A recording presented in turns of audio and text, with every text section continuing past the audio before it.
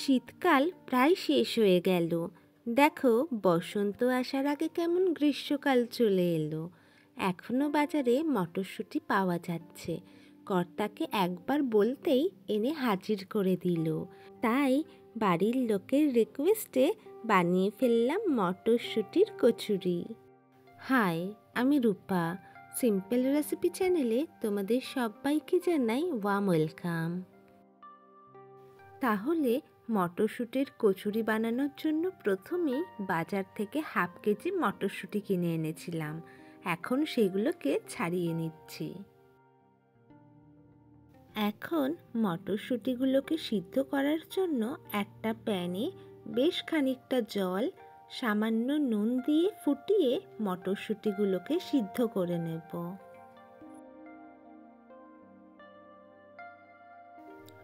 মাত্র 10 মিনিট নাড়াচাড়া করলেই কিন্তু এই মটরশুঁটিগুলো সিদ্ধ হয়ে যাবে।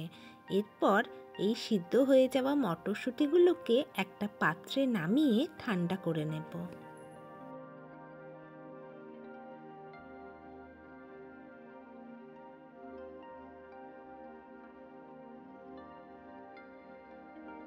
পুর তৈরি করার জন্য সামান্য আদা আর 2টো কাঁচা লঙ্কার একটা পেস্ট বানিয়ে রাখবো।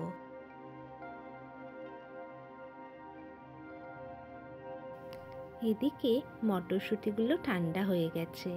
এখন একটা মিক্সার জারে একে ট্রান্সফার করে সামান্য জল দিয়ে এর একটা মিহি পেস্ট তৈরি করে নেব। হ্যাঁ, ঠিক এরকম। প্যানে 2 চামচ সর্ষের তেল দিয়ে তেল গরম হলে কালো জিরে ফোড়নে দেব। কয়েক সেকেন্ড নেড়ে ছেড়ে আগে থেকে তৈরি করে রাখা আদা আর লঙ্কার যে মিশ্রণটা বানিয়েছিলাম সেটা দিয়ে দেব এবং সামান্য ভেজে নেব। এবার মটরশুঁটির মিক্সারটা দিয়ে ভালোভাবে মশলার সাথে মিশিয়ে নেব। মটরশুঁটির এক্সেস যে জলটা আছে সেটা না শুকানো পর্যন্ত অনবরত নাড়তে থাকবো। এখন কিছু বেসিক মশলা অ্যাড করার পালা, যেমন নুন, 1/4 চামচ জিরে গুঁড়ো, ধনে গুঁড়ো আর সামান্য চিনি দিয়ে মশলার সাথে সব কিছুকে মিশিয়ে নেব। মটরশুঁটির এই পুরটা এরকম দলা পাকিয়ে গেলে নামিয়ে ঠান্ডা করে নেব। তাহলে চলো এবার ময়দাটা মাখিয়ে ফেলা যাক। এর জন্য একটা পাত্রে 300 গ্রাম ময়দা নিয়ে এতে পরিমাণ মতো নুন আর চিনি দেব। সব কিছুকে মিশিয়ে নিয়ে প্রায় 4 চামচ সাদা তেল দিয়ে ময়ান দিয়ে নেব। ভালোভাবে ময়ান দেওয়া হয়ে গেলে ঈষৎ উষ্ণ জল দিয়ে ময়দার একটা নরম ডো বানিয়ে রাখবো।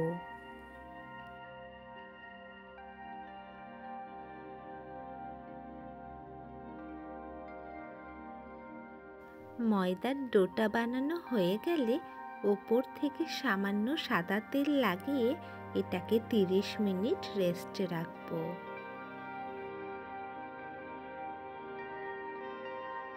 প্রায় 30 মিনিট পর ময়দার ডোটাকে হাতের সাহায্যে লম্বা করে নিয়ে এর থেকে একটু বড় করে লেচি কেটে নেব। কচুরিগুলোকে ভাজার জন্য একটা কড়াতে বেশ খানিকটা সাদা তেল গরম করে নেব। এরপর মটরশুঁটির পুর নিয়ে হাতের সাহায্যে গোল করে ময়দার লেচির মধ্যে জায়গা করে পুরটা দিয়ে ভালো করে মুড়ে নেব। এই কাজটা কিন্তু একটু মন দিয়েই করতে হবে, না হলে পরে বেলার সময় পুরটা বেরিয়ে যেতে পারে। তাই ভালো করে এই প্রসেসটা দেখে নাও। চলো তোমাদের সুবিধার জন্য আর একটা লেচিতে এইভাবেই পুরটা ভরে দেখাই।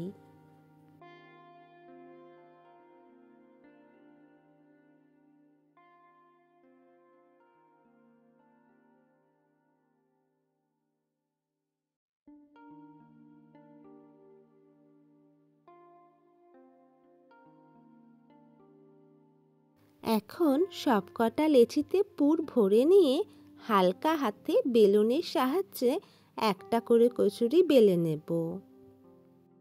এই কচুরিগুলো কিন্তু লুচির থেকে সামান্য মোটা হবে। এবার গরম তেলে কয়েক সেকেন্ড উল্টে পাল্টে ভেজে নিলেই তৈরি হয়ে যাবে মটরশুঁটির কচুরি, যেটা আলুর দম, ঘুগনি, পনিরের তরকারির সাথে দারুণ লাগে খেতে। আমি ঘুগনির সাথে পেয়ার করেছিলাম।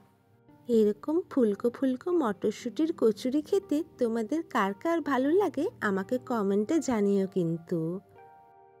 আর যদি এই রেসিপিটা তোমাদের ভালো লাগে বাড়িতে একটিবার অন্তত বানিয়ে দেখো। সাধারণ লুচির পরিবর্তে এরকম মটরশুঁটির কচুরি খেতে অনেক ভালো লাগে। তাই যাদের শীতে এই কচুরি খাওয়াটা মিস হয়ে গেছে, এখনই কিন্তু বাজার থেকে মটরশুঁটি কিনে এনে এই কচুরিটা বানিয়ে দেখতে পারো। না হলে মটরশুঁটির জন্য একটা বছর অপেক্ষা করতে হবে। দেখো, তোমাদের সাথে গল্প করতে করতেই আমি সব কটা কচুরি ভেজে ফেললাম। দাঁড়াও, কোথায় যাচ্ছ? একটা কচুরি ছিঁড়ে দেখায় ভেতরটা কেমন হয়েছে। এতক্ষণ ধরে ভিডিওটা দেখার জন্য তোমাদের জানাই অনেক ধন্যবাদ। তবে দেখা হচ্ছে অন্য কোনো ভিডিওতে। Till then, take care, bye by.